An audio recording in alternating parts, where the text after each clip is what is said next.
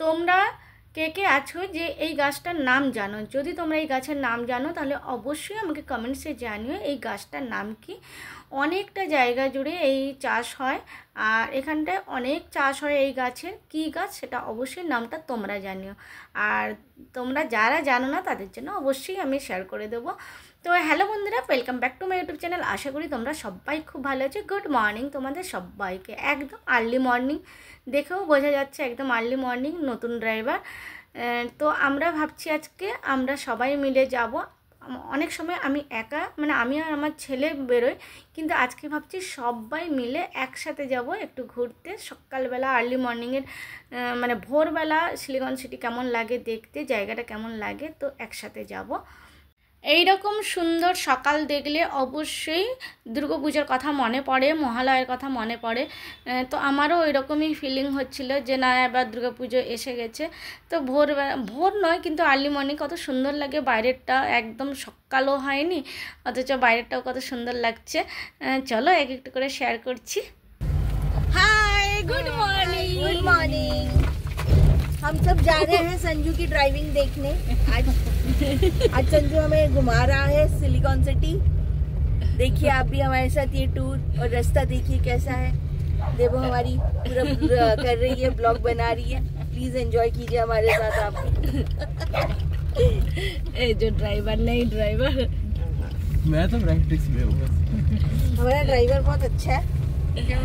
নতুন ড্রাইভার থাকলে অবশ্যই আমি ভয় পাই, আর ভয় পাওয়ার থেকে বড় কথা হলো আমি ভীষণ প্যানিক করি। তার জন্য আমি কারোর সাথে বেরোই না, আমি নিজেই বেরোই না, কারণ আমি অনেক সময় দেখেছি যে প্যানিক করব না, বাট হয়ে যায়।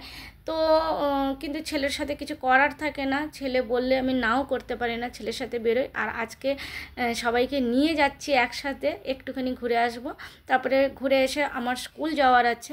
যেহেতু আমি স্কুল বেরোবো সেই জন্যই আমি তাড়াহুড়ো করি, মানে অনেক তাড়াতাড়ি বেরোই যাতে গাড়ি চালিয়ে এসে বাড়ির সব কাজ করে তারপরে আবার স্কুলে যেতে পারি। তো এই হচ্ছে বিশাল বড় বাগানটা, দেখতেই পাচ্ছ। আরও ওদিকে অনেকটা আছে, ওটা মাঝখান দিয়ে রাস্তা চলে গেছে, আমি শেয়ার করতে পারছি না কারণ ওটা অনেকটা জায়গা দেখা যাচ্ছে না। তো এটা হচ্ছে সেই গাছ, যে গাছের নাম তোমরা জেনে থাকলে খুব ভালো, আমাকে কমেন্টসে জানাবে। আর না, যারা জানো না এখনও তাদের জন্য বলি, এটা কিন্তু সয়াবিন গাছ। আমরা যে সয়াবিন খাই, আমরা যে সয়াবিন বড়ি খেতে ভীষণ ভালোবাসি, নিরামিষ দিনে তো খাই সয়াবিন চিল্লি, সয়াবিনের কারি, অনেক কিছু খাই।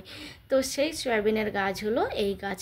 এটা মানে যখন ছোট ছিল, লাগানো হচ্ছিল, তখন থেকে শেয়ার করবো ভাবছিলাম, বাট ভুলে যাচ্ছিলাম। দেখো গাছে ফুল এসে গেছে, কিন্তু আজকে আমি শেয়ার করে নিলাম, আমারও ভীষণ ভালো লাগছে।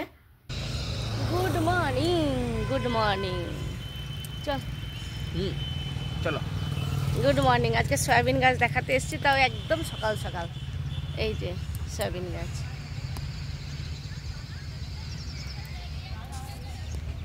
তো একদম গলাটাও খারাপ লাগছে, কারণ শরীরটাও মাঝে মধ্যে চলে, তো সবারই চলতে থাকে। তো আজকে ভাবছি তাড়াতাড়ি করে বানানো হবে, কি এমন বানানো যায়। আর একটু দেরি হয়ে গেছে, সেই জন্য রুটি তরকারি আর করব না, একসাথেই বানিয়ে নেব। তো প্রথমে দেখো একটু তেলটা বেশি দিয়ে দিয়েছি, আর তারপরে কালো সর্ষে দিয়ে দিলাম, তারপরে দেখো পেঁয়াজ কুচনো দিয়ে দিলাম। এই জলখাবারটা আমি অনেক দিন পর বানাচ্ছি, খেতে তো ভীষণ ভালো লাগে। আর কেউ বানিয়ে খাওয়ালে তার তো জবাবই নেই, সে যেমনই হোক, কারোর হাতে বানানো বেশ ভালোই লাগে।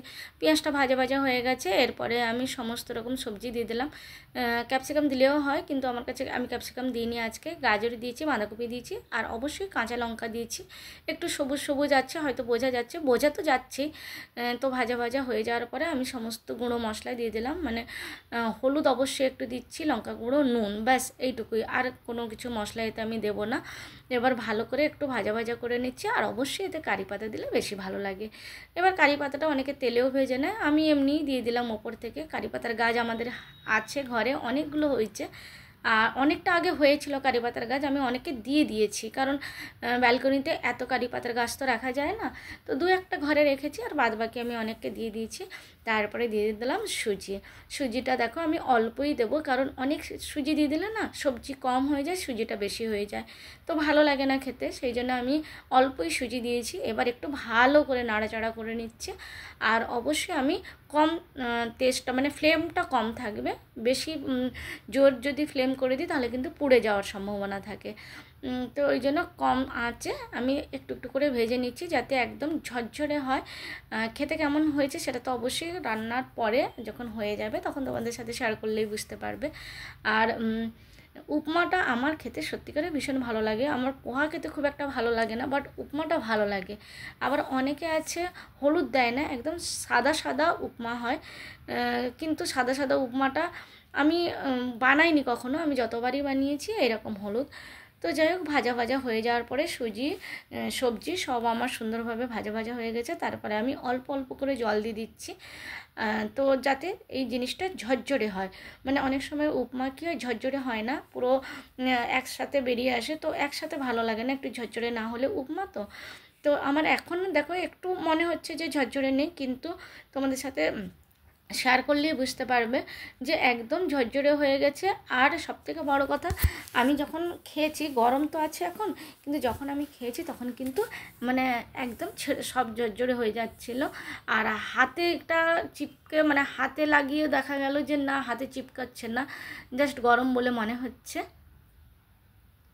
উপমা খেতে তোমরা কে কে পছন্দ করো অবশ্যই বলো। একদম গরমটা আমি হাতেই তুলে নিয়েছি, কারণ দেরি হচ্ছিল। আর এক হাতে ক্যামেরা, এক হাতে দেখো হাতে এরকম করে নিলাম, হাতে চিপকাচ্ছে না, মানে এতটাই হাত থেকেও বেরিয়ে যাচ্ছে, এত সুন্দর হয়েছে। আর খেতে ভালো হয়েছে, কারণ হচ্ছে আমি অনেক সময় নিজে রান্না করি ঠিকই, কিন্তু অনেক সময় নিজের রান্না নিজেরও পছন্দ হয় না, ভালো লাগে না। আবার অনেক সময় নিজের রান্না এত ভালো হয়ে যায় যে তখন মনে হয় কি করে হয়ে গেল, আমি তো এত ভালো বানাইনি। তো আজকে কিন্তু সত্যিকারে খুব সুন্দর হয়েছে, আমার এত সুন্দর লেগেছে। আমি নিজেও খেয়েছি, আরও কাউকে খাইয়েছি, আমার কিছু বন্ধু আছে মানে অবশ্যই স্কুলে, তো খাইয়েছি। আর আমার ছেলেও খেয়েছি, ভীষণ ভালো লেগেছে। তোমরাও ট্রাই করতে পারো। আমি জানি তোমরা অনেকে ট্রাই বলবো না, তোমরা অনেকেই বানাও, হয়তো আমার থেকেও আরও ভালো বানাও, কিন্তু আমি যেভাবে বানাই তোমাদের সাথে সেটাই শেয়ার করলাম। তো বন্ধুরা, কেমন লাগলো আমার আজকের এই ব্লগ? যদি তোমাদের ভালো লাগে অবশ্যই লাইক কমেন্ট শেয়ার করে দিও। আবার আসবো নতুন একটা ব্লগ নিয়ে, ততক্ষণ সুস্থ থেকো, সাবধানে থেকো, ভালো থেকো, টাটা। আর যদি সয়াবিনের গাছ দেখতে চাও ভালোভাবে, অন্য একটা ব্লগে শেয়ার করবো। টাটা।